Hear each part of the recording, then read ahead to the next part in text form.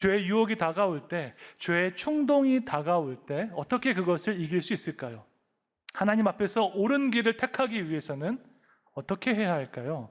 오늘은 다윗이 죄의 충동 앞에서 어떻게 마음을 다스리고 옳은 길로 갈 수 있었는지 살펴보고자 합니다.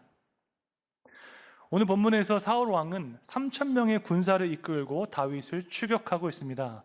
다윗 한 사람을 잡기 위해서 최정예 부대 3,000명을 이끌고 왔습니다. 왜 사울 왕은 다윗을 잡으려고 했을까요? 다윗이 과연 사울에게 어떤 잘못을 했길래 그는 이렇게 큰 분노에 휩싸였을까요? 사실 다윗은 사울에게 아무 잘못도 하지 않았습니다. 오히려 그는 이스라엘의 원수 골리앗과 싸워서 그를 무찔렀습니다. 국가적인 위기에서 용기를 가지고 나가서 전쟁에 나가서 싸웠고 승리했습니다. 다윗은 사울의 분노를 일으킬 만한 그 어떤 잘못도 하지 않았습니다. 그런데 사울은 왜 그를 향해서 분노를 일으켰을까요? 다윗이 골리앗을 무찌르고 돌아올 때 사람들이 부르는 노래를 들었기 때문입니다. 사무엘상 18장 7절 말씀 함께 읽겠습니다. 여인들이 뛰놀며 노래하여 이르되 사울이 죽인 자는 천천히요 다윗은 만만이로다 한지라. 아멘. 이 노래는 고대 사회의 승전가입니다. 블레셋 최고의 장수 골리앗과 싸워서 승리한 다윗을 기념하는 노래입니다. 위기에서 나라를 구한 영웅을 높이는 것은 당연한 일입니다. 그런데 이 노래를 들은 사울은 매우 불쾌해하면서 분노를 표출했습니다. 사무엘상 18장 8절 말씀 함께 읽겠습니다. 사울이 그 말에 불쾌하여 심히 노하여 이르되 다윗에게는 만만을 돌리고 내게는 천천만 돌리니 그가 더 얻을 것이 나라 말고 무엇이냐 하고. 다윗이 골리앗을 무찔러서 이스라엘을 구한 것을 생각하지 않고 왜 사람들이 나보다 다윗을 더 사랑하고 다윗을 더 높이는지 사울이 지금 화를 내고 있습니다. 내가 왕이고 이 나라는 나의 것인데 사람들이 다른 사람을 높이니까 화가 나는 것입니다. 이것은 통제되지 않은 시기와 질투가 얼마나 위험할 수 있는지 잘 보여주는 예입니다. 우리 모두는 연약하기 때문에 시기하고 질투할 수 있습니다. 다른 사람이 나보다 더 잘되고 나보다 더 인정을 받으면 부럽기도 하고 질투가 나기도 합니다. 다윗을 시기하고 질투한 사울은 그를 죽이고자 했습니다. 다윗이 아무 잘못도 하지 않았음에도 불구하고 그를 없애고자 했습니다. 더구나 하나님께서 다윗과 함께 하심을 알고 있었음에도 불구하고 사울은 다윗을 공격했습니다. 사무엘상 18장 28절에 보니까 여호와께서 다윗과 함께 계심을 사울이 보고 알았다고 증거하고 있습니다. 통제되지 않은 이 시기와 질투는 이렇게 위험합니다. 인류 역사상 최초의 살인도 시기와 질투 때문에 발생했습니다. 하나님께서 아벨의 제사는 받으시고 가인의 제사는 받지 않으셨습니다. 그러자 동생을 시기한 가인이 아벨을 돌로 쳐서 죽였습니다. 시기와 질투가 살인으로 이어진 것입니다. 그런가 하면 예수님의 제자들 사이에서도 시기와 질투가 있었습니다. 예수님의 수제자와 예수님의 애제자 사이에서 말입니다. 부활하신 예수님께서 베드로의 미래에 대해서 예언하셨더니 베드로는 옆에 있던 그 요한을 가리키면서 이 사람은 어떻게 됩니까? 라고 질문했습니다. 그러자 예수님께서 이렇게 답하셨습니다. 요한복음 21장 22절 함께 읽겠습니다. 예수께서 이르시되 내가 올 때까지 그를 머물게 하고자 할지라도 내게 무슨 상관이냐? 너는 나를 따르라 하시더라. 아멘. 예수님의 이 말씀이 시기와 질투에 대한 정답입니다. 하나님께서 다른 사람을 어떻게 대하시는지, 어떻게 높이시는지 그것은 우리가 상관할 바가 아닙니다. 다만 우리는 주님 앞에서 신실하게 그분만 따라가면 됩니다. 옆에 있는 사람과 나를 비교할 필요가 없습니다. 그 사람은 그 사람 나름대로의 문제와 아픔을 가지고 있습니다. 나는 내 나름대로의 문제와 어려움을 가지고 살아갑니다. 이 세상에 문제가 없는 사람 한 사람도 없습니다. 혹시 시기와 질투의 마음이 일어난다면 그것을 가지고 정직하게 하나님 앞에 나아가서 다루어야 합니다. 하나님 앞에서 다루지 않고 방치된 시기와 질투는 큰 문제가 될 수 있기 때문입니다.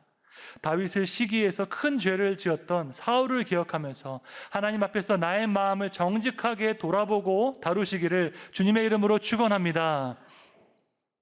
사울은 다윗을 잡기 위해서 10광야까지 쫓아왔습니다. 광야에 진을 친 사울은 밤이 되자 장막에 누워서 잠을 잤습니다.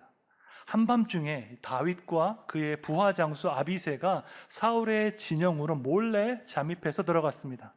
사울의 장막에 이른 두 사람은 깊은 잠에 빠진 사울을 보았습니다. 나를 괴롭게 하고 나를 죽이려고 했던 그 원수가 내 발 앞에 있는 것입니다. 이것이야말로 하나님께서 주신 절호의 기회일 수 있습니다. 악한 자에게 복수할 수 있는 그 기회가 나에게 찾아온 것입니다. 그때 아비새가 다윗에게 말했습니다. 사무엘상 26장 8절 말씀 함께 읽겠습니다. 아비새가 다윗에게 이르되 하나님이 오늘 당신의 원수를 당신의 손에 넘기셨나이다. 그러므로 청하오니 내가 창으로 그를 찔러서 단번에 땅에 꽂게 하소서. 내가 그를 2번 찌를 것이 없으리이다 하니. 만일 여러분께서 이 말을 들으셨다면 어떤 기분이었을까요?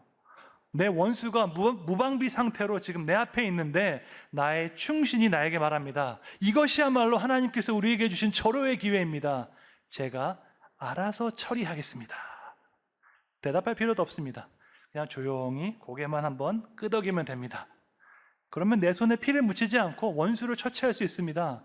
더러운 일 아랫사람이 다 알아서 하는 것이고요. 나는 품위를 지킬 수 있습니다.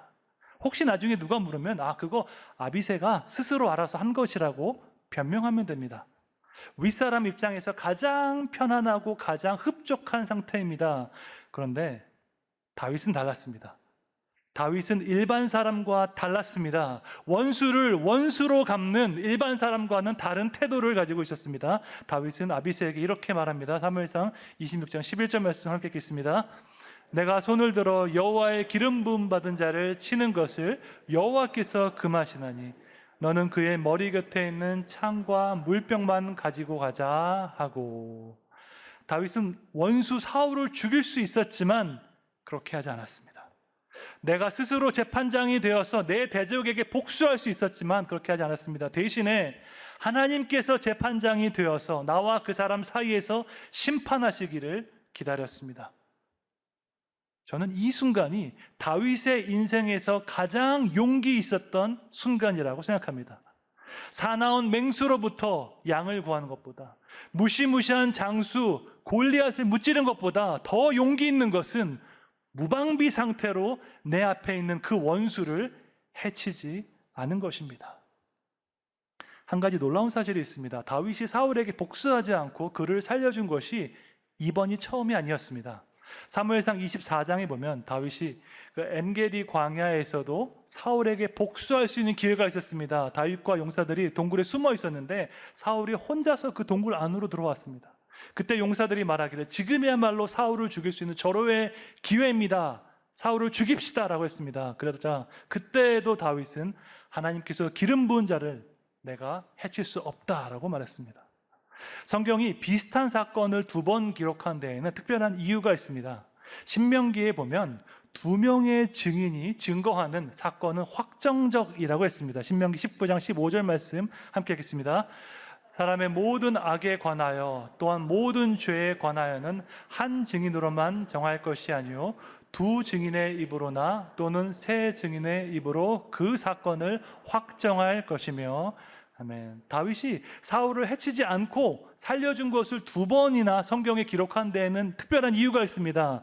어떤 순간에도 다윗은 하나님께서 기름 부은 자를 해치지 않았고 자기 스스로의 힘으로 복수하지 않았다는 사실을 확정한 것입니다.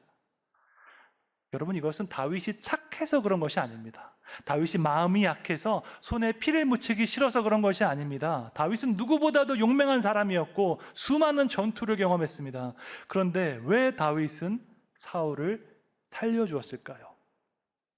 다윗에게 용기가 있었기 때문입니다. 어떤 용기일까요? 옳은 길로 갈 수 있는 용기가 있었기 때문입니다. 지금 당장의 유익을 따라가는 것이 아니라 하나님 앞에서 옳은 길을 선택할 수 있는 용기가 다윗에게 있었습니다. 여러분, 인생에는 2갈래 길이 있습니다. 하나는 넓은 길이고 다른 하나는 좁은 길입니다. 넓은 길은 지금 당장 평안하고 좋은 길입니다. 많은 사람들이 넓은 길로 가기 때문에 분위기도 좋습니다. 좋은 게 좋은 거지 하면서 서로의 이권을 잘 챙겨줍니다. 그래서 모든 것이 만족스럽고 평안하지만 그 길의 끝에는 멸망이 있습니다. 이에 비해서 좁은 길은 불편한 길입니다. 좁은 길로 가는 사람은 적기 때문에 손가락질을 받기도 합니다. 왜 그렇게 인생을 피곤하게 사냐? 너만 그렇게 잘났냐? 핀잔을 주는 사람이 있습니다. 그래서 좁은 길로 걷는 것은 힘든 일이지만 그 길의 끝에는 생명이 있습니다. 여러분은 어느 길로 가시겠습니까? 넓은 길로 가서 빨리 성공하겠습니까? 아니면 조금 느려도 좁은 길로 가서 떳떳하게 성공하시겠습니까? 많은 사람들은 넓은 길을 택합니다. 왜냐하면 빨리 성공하고 싶기 때문입니다. 남들보다 더 빨리 승진하고 더 빨리 집을 사고 더 빨리 자랑하고 싶기 때문입니다.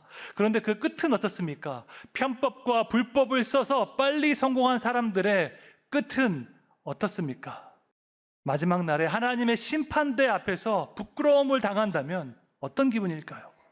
빨리 성공하고 빨리 출세하기 위해서 사용했던 나의 모든 그 죄악이 드러나는 순간에 얼마나 부끄럽고 절망스러울까요? 그런 수치와 부끄러움을 당하지 않기 위해서는 지금부터 옳은 길로 행해야 할 줄로 믿습니다. 다윗이 그랬던 것처럼, 예수님께서 그랬던 것처럼 생명으로 인도하는 좁은 길로 행하시기를 주님의 이름으로 축원합니다. 그렇다면 다윗은 어떻게 해서 옳은 길로 행할 수 있었을까요? 자기 손으로 원수를 갚지 않고 어떻게 사울을 놓아줄 수 있었을까요? 그 답이 사무엘상 26장 23절에 나와 있습니다. 함께 읽겠습니다. 여호와께서 사람에게 그의 공의와 신실을 따라 갚으시리니 이는 여호와께서 오늘 왕을 내 손에 넘기셨으되 나는 손을 들어 여호와의 기름 부음을 받은 자 치기를 원하지 아니하였음이니이다. 아멘. 다윗은 하나님의 공의로운 판단을 믿었습니다. 하나님께서 사람에게 그의 공의와 신실을 따라 갚으신다는 사실을 믿었습니다. 이런 믿음은 하루아침에 생기지 않습니다. 아주 오랜 시간에 걸쳐서 하나님을 경험하고 또 경험하면서 믿음이 자라가는 것입니다. 다윗이 어린 시절 양치기로 있을 때 그의 수고와 헌신을 기억하고 갚아주시는 하나님을 경험했습니다. 다윗이 무시무시한 장수 골리앗 앞에 섰을 때에 그와 함께 하시고 용기를 주시는 하나님을 경험했습니다. 그리고 오늘 본문 직전에 사무엘상 25장에서 다윗은 어리석은 부자 나발을 만났습니다. 자신을 모욕하고 대적했던 그 나발을 다윗이 직접 치려고 했으나 그 마음을 다스리고 하나님의 판단을 기다렸습니다. 그랬더니 하나님께서 직접 나발을 치셔서 그가 열흘 만에 죽었던 것을 경험했습니다. 하나님과 동행했던 그 모든 시간을 통해서 다윗은 하나님께서 어떤 분인지 깨달았습니다. 공의와 인자를 행하는 자를 축복하시고 불의와 악을 행하는 자를 처벌하시는 그 하나님을 계속해서 다윗은 경험했습니다. 이것을 직접 경험한 다윗은 하나님의 공의로운 판단을 믿게 되었습니다. 하나님의 공의로운 판단을 믿는 사람은요, 하나님을 두려워하게 됩니다. 그래서 절대로 함부로 행동하지 않고 하나님 앞에서 옳은 길로 가고자 노력합니다. 아무도 안 보는 것 같지만 하나님은 모든 것을 보시고 우리가 행한 대로 갚으시기 때문입니다. 제가 아프리카 선교사로 있을 때 하나님 앞에서 테스트를 받은 적이 있습니다. 한 교회를 통해서 100만 원을 보내주시면서 선교를 위해서 사용하라고 하셨습니다. 이것은 감사한 일인 동시에 부담스러운 일이기도 합니다. 100만 원을 제가 어떻게 사용하는지 아무도 감시하지 않기 때문입니다. 이 중에서 50만 원만 선교에 사용하고 나머지는 생활비로 써도 사실 아무도 알 수 없습니다. 그런데 저는 하나님께서 제 마음을 테스트하고 계시다는 것을 알았습니다. 그래서 현지 목사님과 함께 100만 원으로 염소를 사고 콩을 사서 가장 가난한 사람들에게 나누어 주었습니다. 현지에서 받은 그 영수증을 다 모아서 스캔해서 재정 보고를 했습니다. 염소와 콩을 받은 현지인들과 함께 사진을 찍어서 후원교회에 상세하게 보고를 했습니다. 그 사역을 마치고 제 마음은 너무나도 기뻤습니다. 왜냐하면 하나님께서 주신 100만 원짜리 테스트를 통과한 기분이 들었기 때문입니다. 서울에 있는 그 교회도 제 보고를 받고 아주 기뻐하시고 큰 보람을 느끼셨습니다. 그랬더니 다음에는 500만 원을 보내주시면서 선교를 위해서 사용해달라고 하셨습니다. 이번에는 500만 원짜리 테스트를 받은 것입니다. 이전과 마찬가지로 제가 할 수 있는 한 최대한 정직하게 사역을 진행하고 재정 보고를 했습니다. 그랬더니 그 다음에는 1000만 원, 그 다음에는 2000만 원, 나중에는 5천만 원짜리 테스트까지 제가 받게 되었습니다. 이 경험을 통해서 제가 배운 점이 있습니다. 제가 만일 100만 원짜리 테스트에서 정직하지 못했다면 하나님은 저에게 5천만 원의 기회를 주셨을까요? 제가 작은 일에 정직하지 못했다면 하나님은 저에게 큰 일을 맡기셨을까요? 우리는 무언가 큰 일을 하고 싶어 하고 작은 일은 하찮게 여길 때가 많습니다. 시시한 일을 하고 싶지 않고 나는 뭔가 크고 멋진 일을 하고 싶다고 생각할 때가 있습니다. 그런데 하나님의 원칙은 아주 간단합니다. 작은 일에 충성된 자에게 큰 일을 맡기시는 줄로 믿습니다. 작은 일에 정직한 사람에게 중요한 일을 맡기시는 줄로 믿습니다. 그런데 이 작은 일에 정직하기 위해서는 우리가 행한 대로 갚으시는 그 하나님을 반드시 기억하고 두려워해야 합니다. 갈라디아서 6장 7절 말씀 함께 읽겠습니다. 스스로 속이지 말라. 하나님은 업신여김을 받지 아니하시나니 사람이 무엇으로 심든지 그대로 거두리라. 아멘. 행한 대로 갚으시는 그 하나님을 바라보면서 정직하고 신실한 마음으로 살아가시기를 주님의 이름으로 축원합니다. 두 번째로 다윗은 하나님의 때와 방법을 기다리는 믿음을 가지고 있었습니다. 죄악을 행한 그 사울을 분명히 심판을 행할 것인데 그가 심판을 받는 것은 나의 소관이 아니고 하나님의 소관인 것을 믿었습니다. 다윗은 자신의 일과 하나님의 일을 분명하게 구별할 줄 알았습니다. 나는 내가 할 일을 할 뿐입니다. 그러면 하나님은 하나님께서 하실 일을 하실 것입니다. 이것이 바로 하나님의 때와 방법을 기다리는 믿음입니다. 나비새가 사울을 죽이겠다고 했을 때 다윗은 이렇게 답했습니다. 사무엘상 26장 10절 말씀 함께 읽겠습니다. 다윗이 또 이르되 여호와께서 살아계심을 두고 맹세하노니 여호와께서 그를 치시리니 혹은 죽을 날이 이르거나 또는 전장에 나가서 망하리라. 아멘.